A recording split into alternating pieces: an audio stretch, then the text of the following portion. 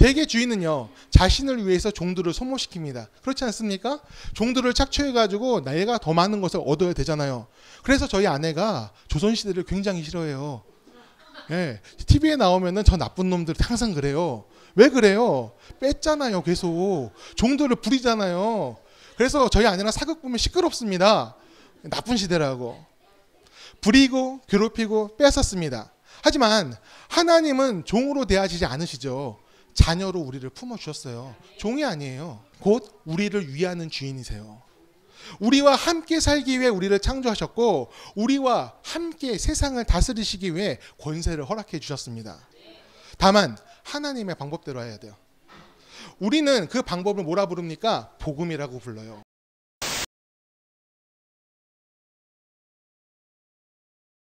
오늘 우리에게 주시는 주의 말씀은 마태복음 28장 18절에서 20절의 말씀입니다. 예수께서 나와 말씀하여 이르시되 하늘과 땅의 모든 권세를 내게 주셨으니 그러므로 너희가 가서 모든 민족을 제자로 삼아 아버지와 아들과 성령의 이름으로 세례를 베풀고 내가 너희에게 분부한 모든 것을 가르쳐 지키게 하라.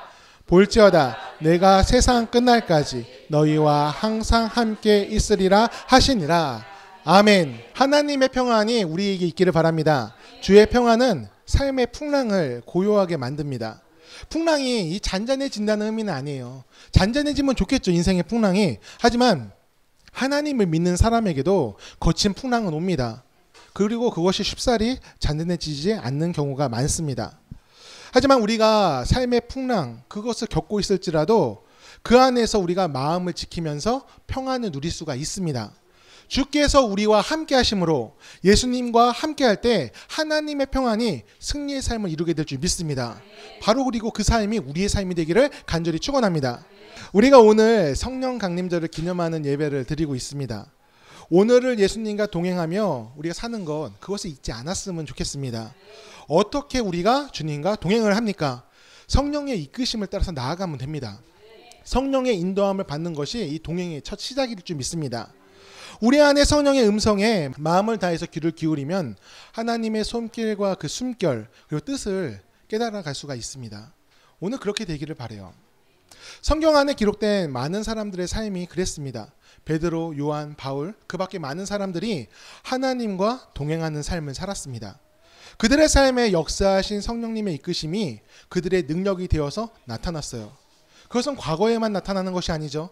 오늘 우리가 성령님의 의지에서 우리의 삶을 열어갈 수 있다면 그 능력은 우리 가운데서도 나타날 줄 믿습니다. 마태복음 28장에서 예수님은 승천하시면서 하늘과 땅의 모든 권세를 우리에게 주셨다고 말씀을 하셨습니다. 그 권세로 우리는 어떤 일을 해야 되겠습니까? 우리 19절 말씀 같이 읽겠습니다. 함께 읽습니다. 그러므로 너희는 가서 모든 민족을 제자로 삼아 아버지와 아들과 성령의 이름으로 세례를 베풀고. 아멘. 여러분 방금 말씀을 읽으셨는데 이렇게 사는 것이 쉬운 일일까요? 아버지와 아들과 성령의 이름으로 세례를 베풀고, 이건 목사들만 하라는 뜻인가? 그건 아닌 것 같은데. 여러분 이렇게 사는 것이 쉬운 일인가요? 왜 아무도 대답을 안 하십니까? 생각을 해봐야 되나요? 저는 쉽다 어렵다 이렇게 말할 수 있는 일은 아니라고 생각을 합니다. 조건은 단 하나입니다. 우리 안에 하나님의 권세, 곧 그 능력이 있는가, 거기에 달려 있어요. 하나님의 권세가 우리 가운데 없으면 우리는 흉내도 낼 수가 없어요. 흉내는 낼 수 있을지 모르겠습니다. 하지만 아무런 능력도 생기지 않습니다. 하나님의 능력은 어떤 것입니까? 사람의 인생이 변화하는 능력이죠. 사람의 인생이 하나님께로 되돌려지는 하나님의 자녀로 서는 능력이 우리를 통해서 나아가도록 주님께서 이끄시고 계세요.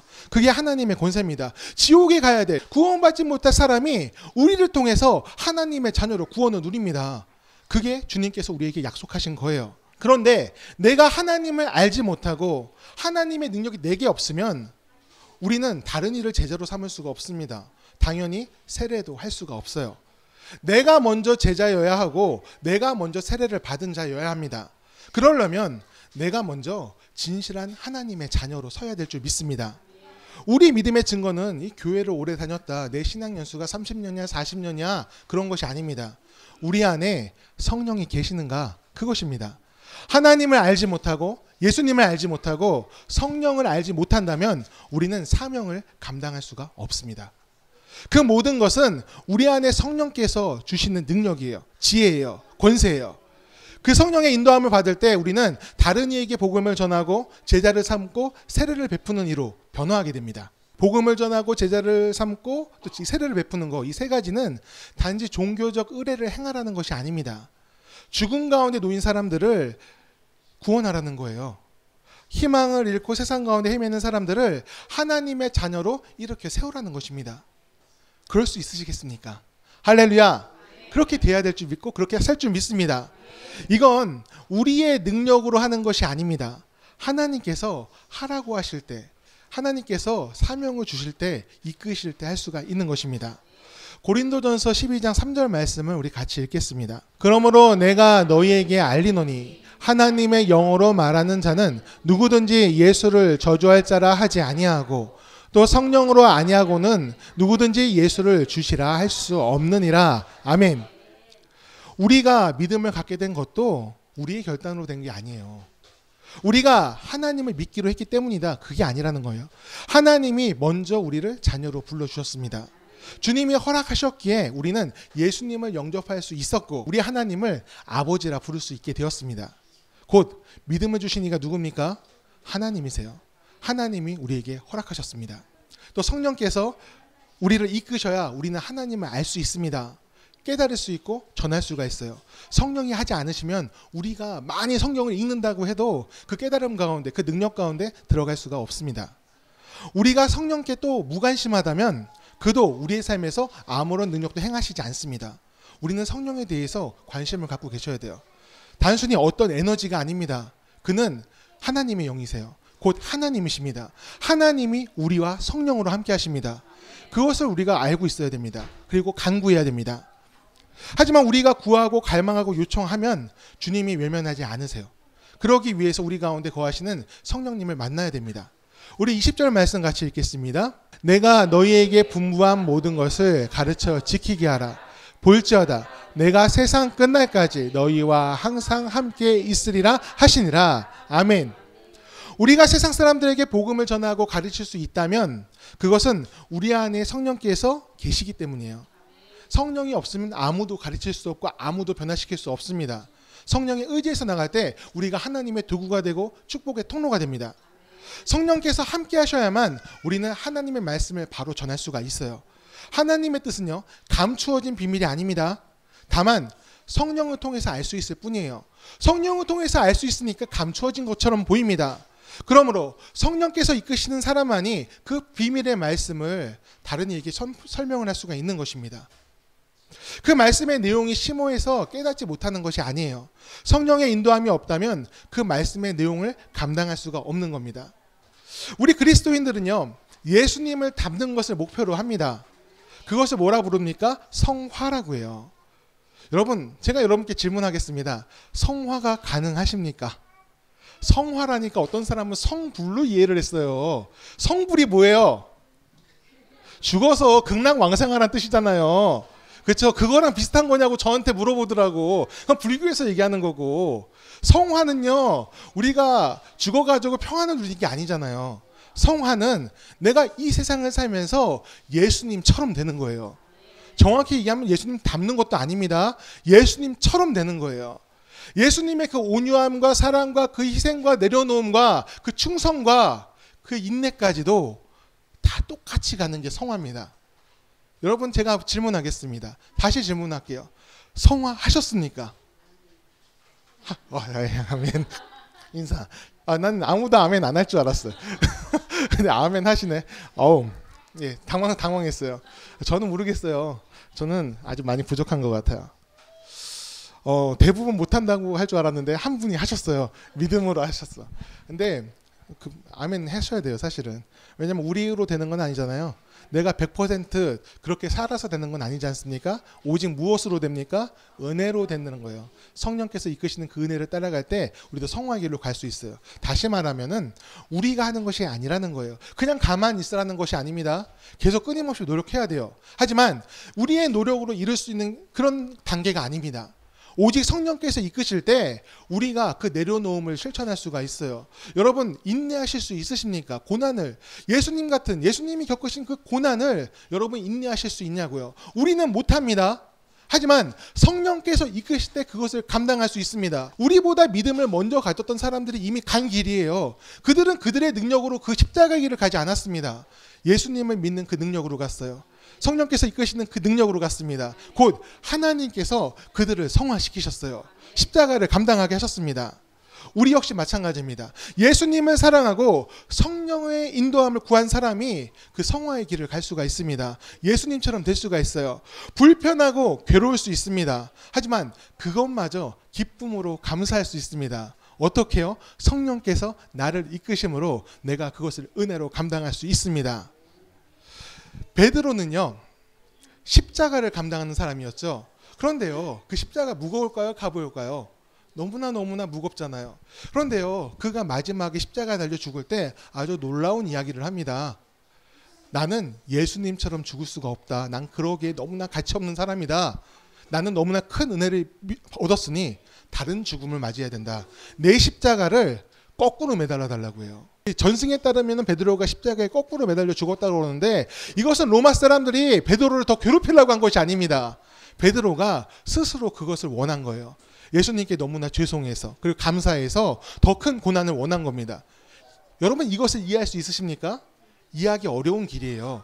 근데 어떻게 그 길을 갑니까? 또 그것을 요구합니까? 내 안에 주께서 계심으로 성령께서 인도하심으로 더 큰 고난도 내가 감사하며 기쁨으로 여기겠습니다. 그런 헌신이 있는 것입니다.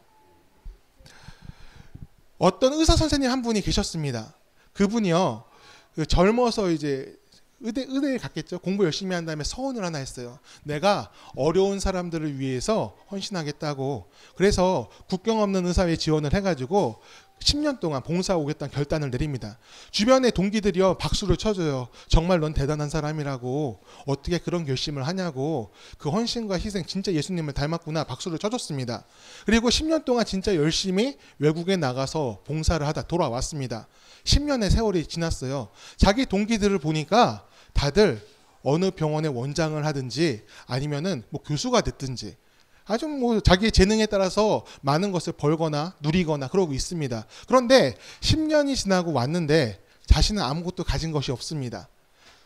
의사 선생님 정도 되면 연봉이 세니까 좋은 차도 끌고 그러잖아요. 운동을 해도 골프 많이 치더라고요.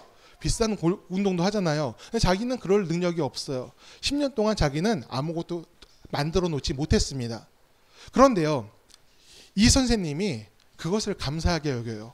나의 10년은 하나님께 드린 10년이고 내 인생을 빛낸 10년이라고 얘기를 합니다. 세상이 볼 때는 다 희생하고 온 것 같습니다. 하지만 이 의사 선생님 마음은 그렇지가 않아요. 나의 삶 중에 가장 가치 있는 10년을 내가 보내고 왔노라. 이렇게 얘기하면서 기쁨으로 한국에서의 생활을 다시 이어나갔다고 그래요. 여러분, 이것이 바로 성령께서 이끄시는 삶입니다. 세상은요, 아깝다고 얘기할 거예요. 세상은 또 그러지 말라고 해요. 왜? 더 큰 고난을 스스로 자초하느냐? 이렇게 얘기할지도 모르겠습니다. 하지만 믿음의 사람은 그것을 감당합니다. 고통이 좋아서 감당하는 것이 아니죠. 그 길에 예수님이 계시니까 감당하는 거예요. 사람의 마음에 매이면 그 길을 갈 수가 없습니다. 성령께서 이끄셔야만 그것을 기쁨으로 감당할 수 있어요. 그리고 그것은 단순히 정신승리가 아니죠. 우리 삶을 가장 빛내는 보석과 같은 시간이 됩니다. 성령님이 함께 하심으로 또 하나님께서 우리를 기억하시는 이유가 됩니다. 여러분, 우리의 상급은 어디에 있습니까? 하늘에 있잖아요. 땅의 것을 바라보면서 하늘의 것을 탐하는 자가 되면 안 됩니다. 하늘의 것을 바라면서 땅의 삶을 만들어가는 사람들이 되시기를 간절히 축원합니다. 에베소서 6장 19절 말씀을 같이 읽겠습니다. 함께 있습니다. 또 나를 위하여 구할 것은 내게 말씀을 주사 나로 입을 열어 복음의 비밀을 담대히 알리게 하옵소서. 복음의 비밀을 담대히 준비하는 사람들이 되시기를 바랍니다. 이것은 성경에 대한 지식을 많이 쌓아라, 아니면 세상에 대한 지식을 많이 쌓아라, 그런 것이 아닙니다. 성령의 인도함을 기뻐하며 예수의 마음으로 세상을 사는 지혜, 그것을 준비하라는 거예요. 우리는요, 하나님이 필요한 사람들입니다. 여러분 맞습니까? 다시 한번 물을게요. 하나님이 필요하십니까? 분명히 하고 가야 돼요. 왜냐하면 그 갈망이 또 그 요청이 주님께서 우리 삶에 개입하시는 이유가 됩니다. 성령께서 우리 삶에서 일하시는 이유가 됩니다. 우리의 삶을 잘 살게 하기 위해서가 아닙니다. 하나님의 자녀로 오늘을 살기 위해서요. 그게 우리가 이 땅에 보내진 이유입니다. 우리 인생의 주인이 누구십니까? 예수님이시잖아요. 우리 인생의 주인이 예수님이십니까? 하지만 많은 이들이요 이것을 인정하기 싫어합니다. 왜냐하면 나 자신이고 싶어 하거든요. 너의 삶의 주인은 너 자신이다. 이런 말 들어보셨습니까? 흔히 하는 말이잖아요. 어느 광고 문구기도 하고요. 그런데 놀랄만한 사실이 있어요. 프랑스에 가면은 사탄교를 숭배하는 사람들이 있어요. 그 사탄도 바이블이 있다고 그러더라고요. 거기에 1장 1절 말씀이 이런 말씀이라고 그래요. 내 삶의 주인은 너 자신이다. 이렇게 얘기를 한다고 그래요. 사실 이 말이 뱀이 하와를 유혹할 때 했던 말입니다. 그 선악과를 먹어봐. 그것을 먹으면은 하나님처럼 될 거야. 하나님의 지시를 받을 필요가 없어. 너의 삶의 주인은 너니까 네가 이끌어가. 이게 창세기에 나오는 내용이잖아요. 내가 주인이 되어야 더 안정적이고 멋있어 보입니다. 그게 더 얻을 것이 많다고 생각하는 게 사람들의 일반적인 생각이에요. 누군가에게 종속된다는 것은 자유가 박탈되는 것이라 여깁니다. 하지만요, 하나님께 붙들리는 것은 좀 다릅니다. 하나님께 붙들리는 것은 자유의 박탈이 아니라 자유의 성취가 돼요. 대개 주인은요, 자신을 위해서 종들을 소모시킵니다. 그렇지 않습니까? 종들을 착취해가지고 내가 더 많은 것을 얻어야 되잖아요. 그래서 저희 아내가 조선시대를 굉장히 싫어해요. 예, TV에 나오면은 저 나쁜 놈들 항상 그래요. 왜 그래요? 뺐잖아요, 계속. 종들을 부리잖아요. 그래서 저희 아내랑 사극 보면 시끄럽습니다. 나쁜 시대라고. 부리고 괴롭히고 뺏었습니다. 하지만 하나님은 종으로 대하시지 않으시죠. 자녀로 우리를 품어주셨어요. 종이 아니에요. 곧 우리를 위하는 주인이세요. 우리와 함께 살기 위해 우리를 창조하셨고 우리와 함께 세상을 다스리시기 위해 권세를 허락해 주셨습니다. 다만 하나님의 방법대로 해야 돼요. 우리는 그 방법을 뭐라 부릅니까? 복음이라고 불러요. 복음이 우리 삶을 통해서 또 우리 입술을 통해서 우리 행동을 통해서 세상에서 성취되기를 간절히 축원합니다. 하나님의 자녀로 오늘을 사는 것을 두려워하지 말고 성령의 인도함을 구하면서 기쁨으로 품으시길 바라요. 우리가 온전히 주님의 자녀로 세상을 살면 우리는 온전한 복음의 전달자가 됩니다. 사도행전 1장 8절에서 예수님은 우리에게 이렇게 말씀하고 계세요. 제가 읽어드릴게요. 주의 영이 내게 임하시면 내가 권능을 받고 예루살렘과 온 유대와 사마리아와 땅끝까지 이르러 내 증인이 되리라. 증인의 삶을 고민하지 않았으면 좋겠어요. 이건 선택이 아니라 오늘 우리가 성령으로 충만하다면 당연히 이루어야 되는 성취입니다. 내가 증인의 삶이 아니라면 우리는 하나님의 이끄심을 받고 있는 것이 아닙니다. 성령께서 내 안에서 운행하시는 것이 아니에요. 성령께서 내게 말씀하실 때 그 음성에 귀를 기울일 수 있는 우리 믿음이 되길 바랍니다. 증인의 삶을 기쁨을 여기면서 하나님의 길을 가는 우리 모두가 되기를 간절히 축원합니다. 오늘 시간에 우리 같이 찬양하면서 기도했으면 좋겠어요. 여러분, 하나님의 사람은 성령 없이는 살 수가 없습니다. 맞습니까? 성령의 인도함을 받는 사람이 하나님의 열매를 또한 맺지 않을 수가 없습니다. 예수님이 우리와 언제나 함께 하심을 믿으며 증인의 삶을 살기는 우리 모두가 되기를 바랍니다. 예수님이 없으면 우리는 아무것도 아닙니다. 반대로 예수님과 함께라면 어떤 일에도 도전할 수 있고 해낼 수 있습니다. 설사 실패하더라도 다시 일어설 수 있어요. 우리 주님께서 그렇게 이끄십니다.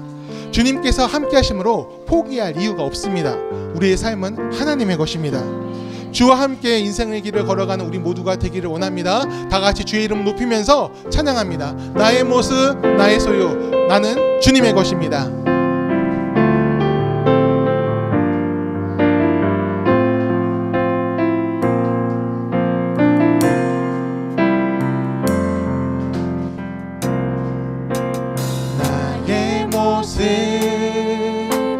나의 소유 주님 앞에 모두 드립니다. 모든 아픔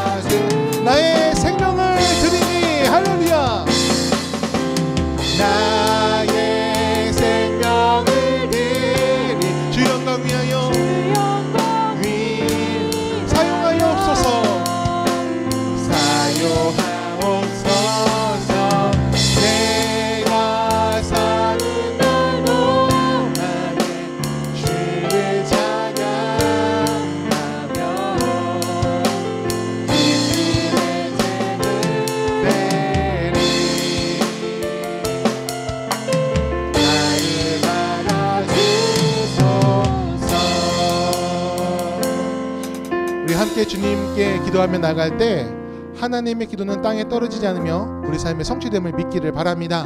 그리고 간절한 마음으로 간구하며 나가기를 원합니다. 특별히 우리가 오늘 성령의 인도함을 구하기 원합니다. 다 같이 따라 하시겠습니다. 성령님, 나를 인도하여 주옵소서. 살아계신 주님을 바랄 때 나의 팔을 붙들어 주옵소서. 우리가 지금 우리 입술의 고백대로 성령님의 인도함을 따라 가기를 원합니다.